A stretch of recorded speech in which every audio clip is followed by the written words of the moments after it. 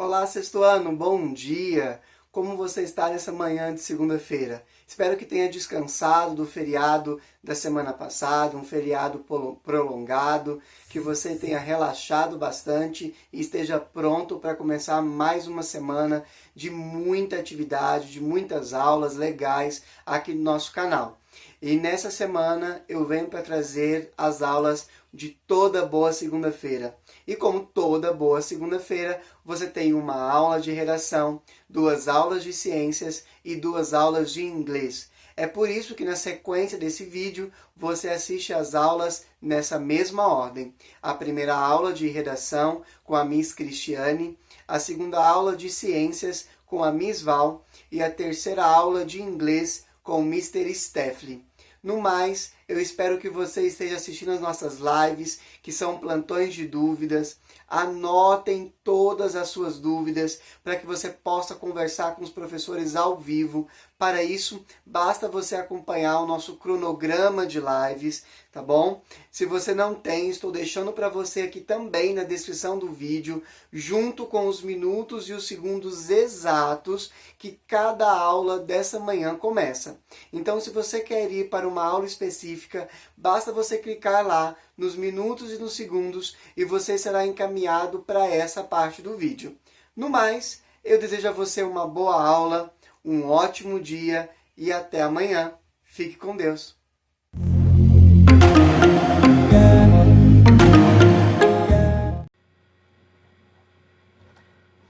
Olá, sexto ano, tudo bem com vocês? Espero que seja tudo ótimo. Hoje, segunda-feira, seguindo aí o nosso horário oficial de aulas, nós temos uma aula de redação. Então, hoje, nós estaremos aí corrigindo os exercícios da aula passada, que foram os exercícios da página 38 à página 40. E depois eu volto aqui nessa tela para falar com vocês sobre a tarefa de casa, sobre o homework para essa semana, tá bom? Então, eu peço aí a vocês que abram o livro aí na página 38, para que possamos começar aí as correções. Na aula passada, que foi da segunda-feira, né, da semana passada, porque na sexta nós temos uma aula de redação, mas sexta não teve aula, porque foi feriado. Nós falamos aí sobre sinopse de livro. Eu li com vocês essas atividades, né? Comentei um pouquinho sobre essa capa aqui do livro. E aí aqui são os exercícios que nós estaremos aí começando a corrigir agora, tá? Nós temos feito aí algumas leituras durante as nossas lives, tá? Então, para treinar essa oralidade, eu peço para que vocês leiam esses textos que aparecem, igual esse aqui, por exemplo, leiam aí em voz alta, tá? Para treinar a questão da oratória, da pontuação, né? Os demais detalhes aí que nós temos aí quando nós fazemos esse tipo de leitura. Então, vamos lá. Número 1. Deixa eu aumentar aqui o tamanho da letra, que fica melhor, tá? Em onde a sinopse acima foi publicada. Então, essa sinopse aqui, ela foi publicada onde? Em um site da internet, não foi? Né? Então, nesse caso aqui, ele foi, né, publicado aí nesse site aqui, né, da Livraria Cultura. Ele teve acesso em 11 de setembro de 2015. Esses sinopses de livros, elas podem ser publicadas em blogs, jornais, revistas. Quando se fala em cadernos de sessões específicas, tem referência também a não somente a jornais e revistas impressos, mas também a versão online, né? Esses cadernos são parte das publicações em que contém esse tipo de produção, né? No caso aí que nós estamos falando aí sobre sinopse de livro, tá? Número 2, que informações referentes ao livro aparecem nessa sinopse? Né? Em resumo, né, vai aparecer o quê? Os personagens principais, que é o Cabré, né, que é o dono da loja, e a afilhada dele. Aparece também a questão do conflito de Hugo, o local em que ocorreram os acontecimentos, a época e o título do livro. Em uma sinopse de livro, você tem que dar nessa aqui, por exemplo, ou qualquer outra, o que você tem que fazer na sinopse? Você tem que você não pode dar detalhes muito aprofundados, né? Você vai introduzir o assunto, você vai falar, né, personagens, o conflito, o local, né, a época, o título do livro, são detalhes importantes para quem estiver lendo a sinopse tenha vontade de ler o livro, né? Ou livro, ou filme, né? Independente da produção. Então tem que utilizar essa linguagem de persuasão, linguagem de convencimento. Tá? 3. Nessa sinopse, há a opinião de quem escreveu? Não. Né? Somente os detalhes referentes ao livro e pronto. Não tem a opinião, né, da pessoa que escreveu. 4. A que público essa sinopse é destinada? Como você chegou a essa conclusão?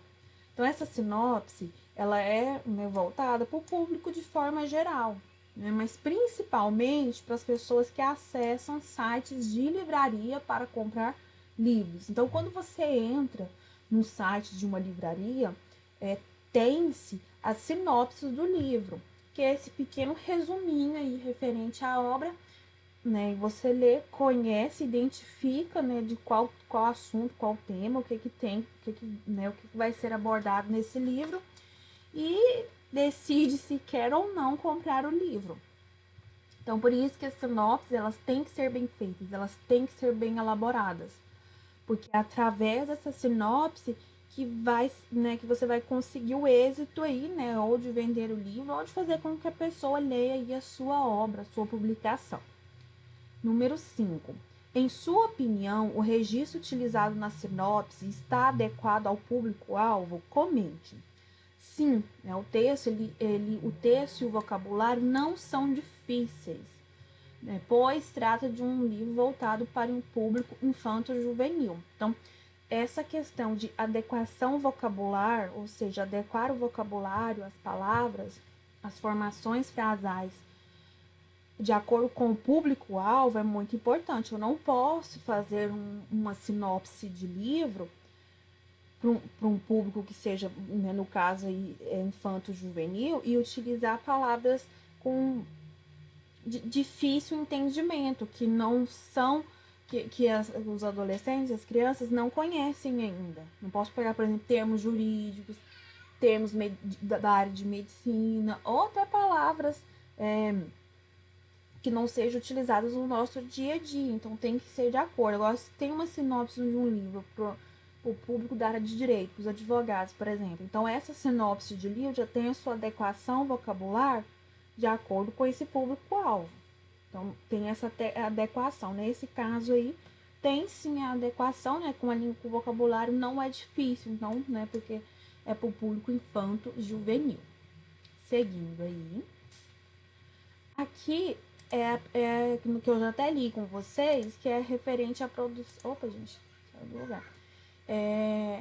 Que era da produção de texto, que é para você, né? Quem não fez ainda pode fazer e colocar lá no Google Classroom. Faltando gente ainda para colocar essa sinopse aí de livro. Eu li com vocês isso aqui na semana passada, expliquei, pedi para que essa atividade fosse feita, produzida, né? Elaborada, essa sinopse de livro, e que fosse publicada lá no Google Classroom. Ai, desculpa, gente. Tem gente que não colocou ainda, então coloque, porque tudo tá valendo nota, tá? Agora eu quero falar com vocês sobre a atividade de casa dessa semana. Não sei se vocês já assistiram ou se assistiram, podem assistir novamente. É uma atividade referente ao filme Modo Avião, tá?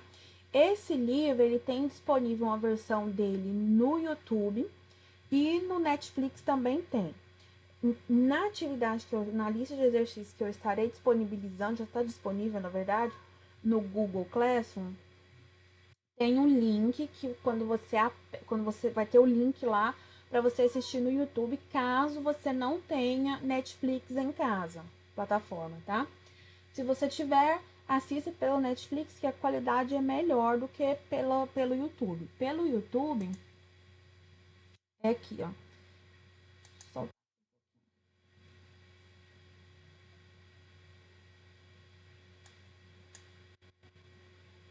Aqui tá um pouquinho baixo, mas só para vocês verem aí a qualidade do... Deixa eu aumentar aqui o volume. A qualidade do filme, tá? É um pouquinho meio embaçada a imagem, mas dá para assistir perfeitamente, tá? Isso se você não tiver Netflix, tá? Errado. Então vocês vão assistir, deixa eu desligar aqui, né, o som do filme. Então vocês irão assistir o filme em algum momento aí, se quiser assistir com os familiares de vocês, com os colegas, e a critério de vocês. Com os colegas que eu digo assim, hoje eu vou assistir. Eu faço isso muito com a minha irmã. Vamos assistir tal filme? Ela tá na casa dela, né? Aí a gente, então eu vou assistir agora. E ela também vou assistir. Aí nós vamos, à medida que o filme vai passando, nós vamos trocando informações pelo WhatsApp. Então vocês podem fazer também isso aí com os colegas de vocês, tá? Então é essa atividade de casa para essa semana. Então vocês vão assistir o filme. Assim que assistirem o filme, tem uma atividade para vocês responderem. Nossa, eu coloquei Lisa aqui. Gente, é Lisa, tá? Eu sumi com o T aqui. Desculpa. Então é isso, meninos. Então essa é a nossa aula aí, né, de redação de hoje, dia 4 de maio de 2020. Beijo para vocês, ótima semana, cuidem-se e até a próxima aula. Tchau, tchau.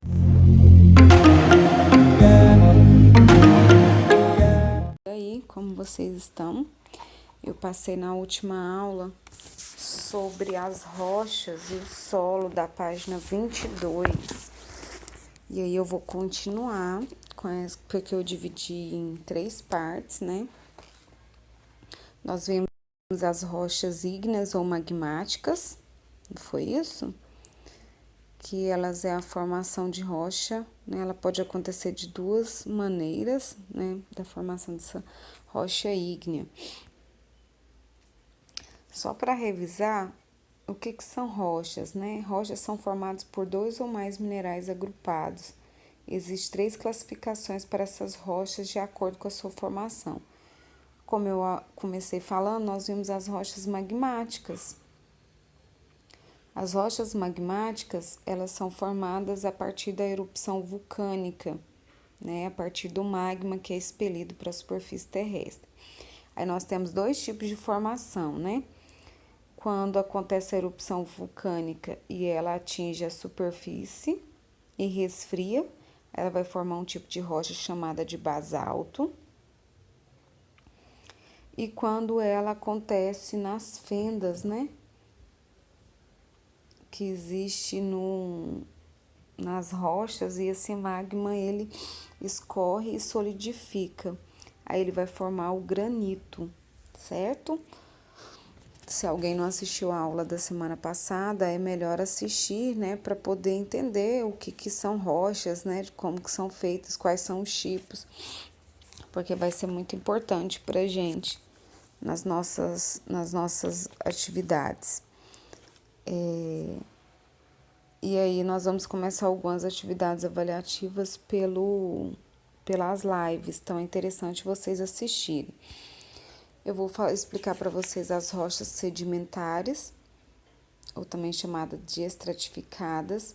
Ela é um tipo de rocha que vai ser constituída de sedimentos, que esses sedimentos eles podem ser lama, matéria orgânica, né, e até mesmo restos orgânicos de vegetais e animais.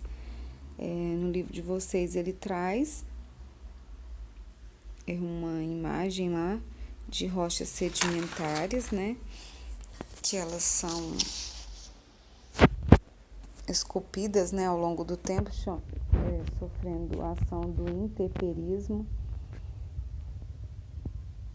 E também nessas rochas sedimentares, meninos, elas acontece a decomposição e a degradação de rochas, tá? Que aí vai formar o solo. Nós temos três exemplos de rochas: o arenito, o argilito e o calcário.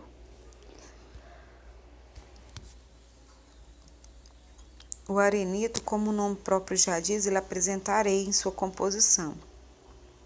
Pode ser alterada facilmente pela ação do vento e das chuvas, e além disso pode apresentar diferentes colorações. A coloração dele vai depender do tipo do material, tá? Que liga os grãozinhos de areia.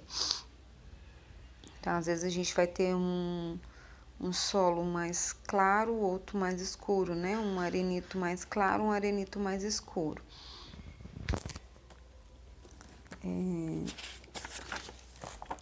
O livro de vocês, ele traz lá a formação de uma rocha sedimentar, meninos. A ação, né, do vento, do sol, vai provocando desgaste nessa rocha e esses sedimentos eles vão acumulando em um outro local e ao serem acumulados eles vão ficando compactados e vai adquirindo uma nova textura e aí acontece a formação dessa rocha sedimentar.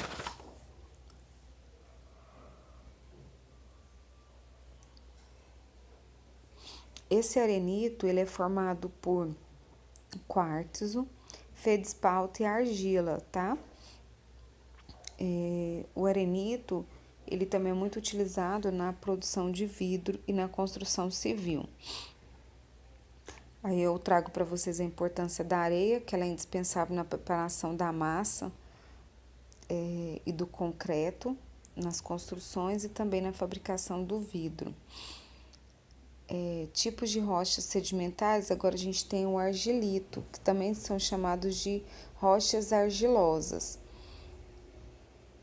Eles formam quando as argilas se cimentam após serem transportadas e depositadas por agentes diversos, tá?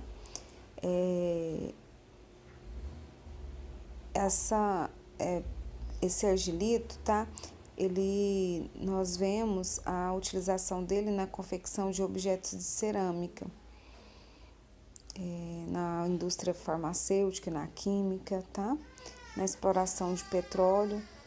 Nele nós encontramos a argila, nesse tipo de argilito nós encontramos a argila, que ela consegue tolerar altas temperaturas.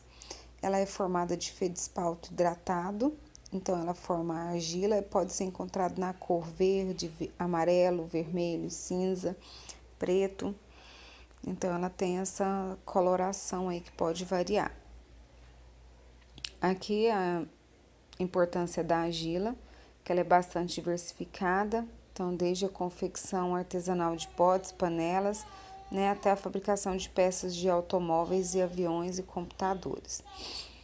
Aí, por último, nós temos o calcário, que são as rochas calcárias.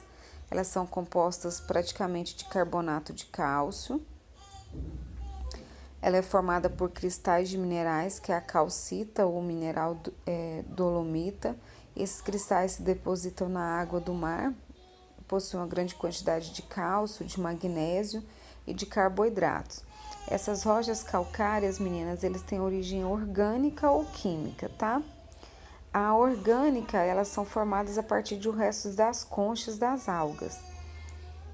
E químico, pela precipitação de um mineral chamado carbonato de cálcio. O calcário ele é utilizado na indústria metalúrgica e na construção civil.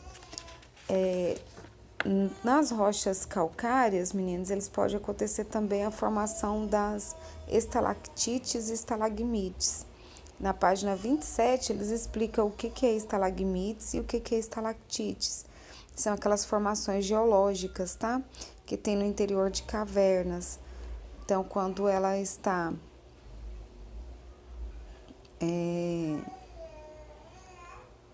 no teto, né, ela recebe um nome, quando ela está no solo, ela recebe outro. No livro de vocês, na página 27, traz, é interessante que vocês dão uma lidinha lá e destaquem, tá? Sobre a formação das estalactites e estalagmites.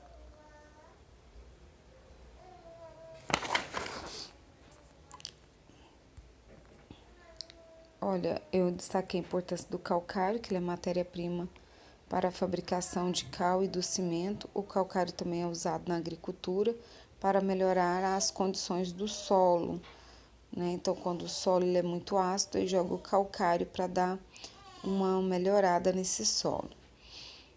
E aí nós temos, antes de falar das rochas magmáticas, metamórficas, desculpa, a formação de fósseis, elas ocorrem nas rochas sedimentares. Eu preparei um materialzinho só para falar de fósseis e petróleo, tá?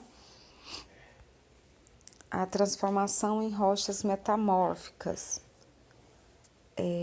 Eu tenho lá as rochas sedimentares, né? O granito, a arenita e o calcário, eles vão transformar em tipos de rochas metamórficas, que é o gneiss, quartzito e mármore. Quando eu falo nessas rochas metamórficas, né? As metamórficas, elas vão surgir a partir da transformação das rochas magmáticas ou sedimentares, tá?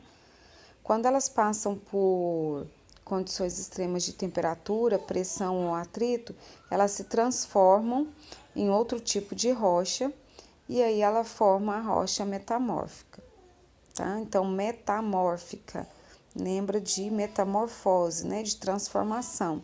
Então, é a transformação de uma rocha magmática ou sedimentar em outra. Nós temos também aí o livro de vocês também traz 3 tipos, tá? O gneiss, o quartzito e o mármore. Exemplos, e a gente vai falar sobre eles. Eu vou começar, vamos na ordem aí.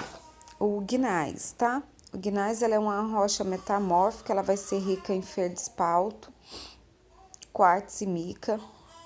Apresenta coloração cinza, rosa ou preta.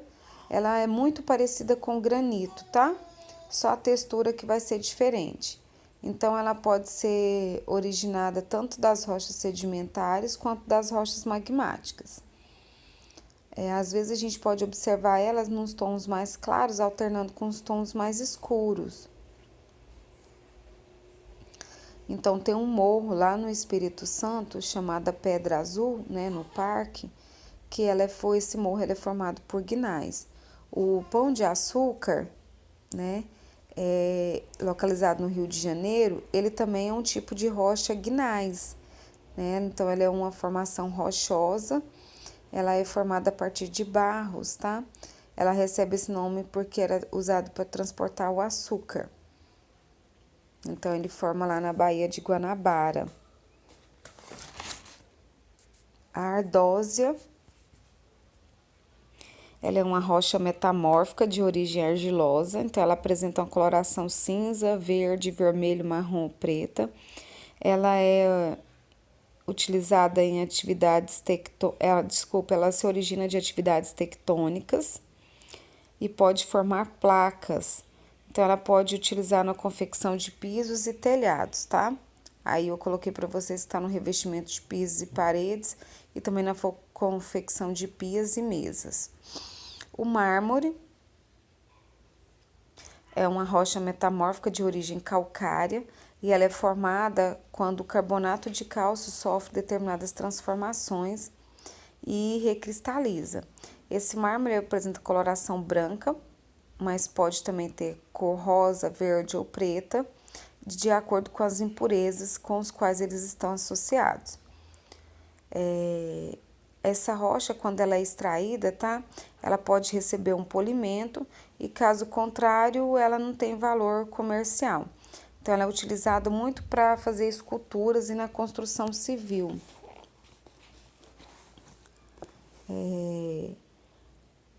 Aí eu coloquei para vocês que a importância dela é no revestimento de pisos, escadas, né, paredes, também na confecção de pias e mesas e em esculturas. O livro de vocês, na página 31, ele traz sobre os impactos, né, gerados pelas rochas ornamentais, que principalmente um dos problemas é o saneamento dos rios, e causa também alteração da água subterrânea, né? Causa poluição sonora, visual do ar, então causa erosão, então os problemas ambientais gerados pela extração dessas rochas. Então, aqui também nós temos o argilito, que ele sofre metamorfismo, né, e vai transformando num tipo de rocha chamado de cisto. O granito, que também vai sofrer metamorfismo e vai transformar no gnais. E o calcário, que vai ser transformado no mármore. E aí as atividades do livro, eu quero que vocês façam a página 37 e 38. Professora, nós não fizemos a página 35 e 36. Não tem problema, meninos. Depois, na próxima aula, a gente vai voltar neles, tá? Por que eu quero que vocês façam a 37 e a 38? Porque é referente às rochas que eu já expliquei, as magmáticas, sedimentares e metamórficas, tá? Super fácil as atividades e dá uma lidinha lá, ok? Obrigada e até a próxima aula.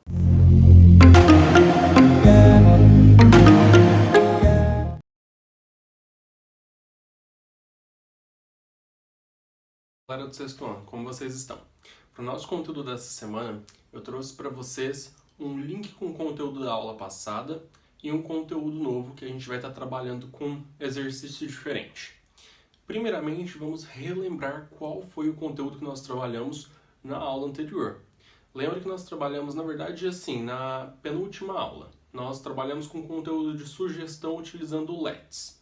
Depois, na outra aula, a gente aprendeu a aceitar ou a recusar, o que também vai ser importante. Então, eu preciso manter na minha cabeça esses dois pontos. Tanto a sugestão com o LETS, quanto o aceitar e o recusar. Porque eu vou ter que utilizar esses dois conteúdos na minha atividade de hoje. Então, a gente vai entender como é que a gente vai fazer isso. Beleza? Primeiro, vamos analisar o conteúdo do quadro, que aí eu vou explicar como é que vai ser feita a atividade de hoje. Beleza. É bem simples o conteúdo, na verdade é mais vocabulário, ou seja, são palavras que a gente vai acrescentar no inglês. E eu vou falar cada uma dessas palavras e eu vou colocar uma imagem logo depois com o título também, que seria atividade. E a gente vai estar trabalhando com recreation, com atividades de recreação, que são atividades do tempo livre. Então eu vou fazer um pop-up de umas imagens aí para vocês avaliarem tanto o nome quanto a imagem para fazer essa assimilação. Beleza? Para vocês não terem que ficar pesquisando depois sobre esse conteúdo. Então, tranquilamente, vamos lá. Recreation, nós temos os tópicos. Backpacking. Backpacking, como vocês podem ver aí na imagem, significa mochilão, certo? Então, backpacking seria quando eu vou viajar e vou levar apenas uma mochila e o que cabe dentro dessa mochila. Então, vou levar roupa, uma comida e vou fazer uma trilha, vou fazer uma viagem entre amigos, vou fazer um backpacking, um acampamento. Ballooning. Ballooning seria a atividade de realmente ir num balão de ar quente, certo? Então, tem alguns campos próprios para isso, onde as pessoas vão fazer o turismo, ir a uma certa altura, a qual vocês conseguem ter uma paisagem ali super privilegiada. Bowling é boliche, certo? Dancing, dançar. Snorkeling seria aquela atividade de mergulho, digamos assim, um diving, porém tem o snorkel, que é aquele óculos, certo, de mergulho. Então você pode fazer esse snorkeling em diferentes partes aí do Brasil e do mundo para ter uma vista bem bacana do fundo do mar. Surfing, não só do mar também, pode ser lago, lagoa, etc. Surfing, surfar, certo? Table tennis é uma variação para o nosso ping-pong, ok? Então, table tennis e ping-pong é a mesma coisa. E por último, nós temos o team games, que são todos aqueles esportes que são jogados em times, beleza? Então, esse é o nosso vocabulário, o vocabulário que a gente vai estar utilizando para a nossa aula de hoje. Não esquece do conteúdo lá de aceitar e recusar as sugestões e fazer as sugestões. Beleza. Mas qual que é o meu objetivo com isso? O que eu vou ter que fazer com esses três conteúdos? Prestem atenção. Number 1, create a comic strip making use of the suggestions using LETS and the recreation vocab above. Então vocês vão criar uma comic strip. Lembra que a gente já trabalhou com isso? O que seria uma comic strip? Comic strip é aquelas tirinhas ou história em quadrinhos, uma bem pequena, não precisa ser aquelas grandes, um gibi, ok? Então vocês vão criar uma comic strip fazendo uso das suggestions, usando o Let's. Então vocês vão ter que criar com bonequinhos, com personagens ali, fazendo uso da sugestão Let's. Vamos fazer tal coisa, let's do tananã. Então vocês vão fazer alguma coisa utilizando isso. Essa sugestão Let's. E as recreation vocab above. Então vocês vão ter que utilizar as formas de recriação acima. Professor, eu posso usar só uma? Pode, contando que você tenha uma história em quadrinhos ali bacana. Ok. Eu posso usar todas? Bem louco, certo? A não ser que você queira dar como sugestão a todas essas opções. Caso vocês queiram criar um quadrinho para cada uma delas, tranquilo, fica a escolha de vocês também. Porém, façam ali entre uns 2, que já é o suficiente, certo? 1, eu acho muito pouco. Façam uns 2 até uns 5 quadrinhos. Quem quiser fazer mais, beleza. Então, de 2 a 4 ou 5 quadrinhos já é suficiente para vocês criarem uma comic strip super bacana, onde vocês vão conseguir utilizar esse conteúdo super tranquilamente. Beleza? Então, o conteúdo da nossa aula de hoje são esses vocabulários aqui relacionados a recreation e aquela revisão sobre a sugestão de let's e as formas de aceitar e recusar, que também é importante porque eu posso dar uma sugestão de fazer alguma dessas atividades, no outro quadrinho eu posso tanto recusar quanto eu posso aceitar, certo? Ou eu posso fazer uma contraproposta, eu posso jogar uma outra sugestão e essa outra sugestão eu vou acrescentar uma outra atividade aqui de cima, uma outra recreação. Fica a escolha de vocês. Então esse é o nosso conteúdo e esse é o nosso exercício. Então relembrando, criar uma tirinha fazendo utilização do suggestion let's e dos vocabulários acima. Eu não coloquei aqui, porém, façam uso delas também. Tanto aceitar quanto recusar a sugestão, beleza? Então esse é o nosso conteúdo, não vai ter atividade no Google Classroom, somente essa atividade do vídeo, beleza? E aí vocês podem fazer no caderno ou podem fazer numa folha A4, aquelas folhas papel Chamex, sem pauta, sem nada, toda branquinha, que aí vocês podem anexar ali no caderno e me entregar depois separado, ou quem quiser colar no caderno para ficar melhor, porque as linhas às vezes atrapalham, quem prefere. Quem quiser, pode fazer nas linhas do caderno mesmo, não tem problema. Fechou, galera?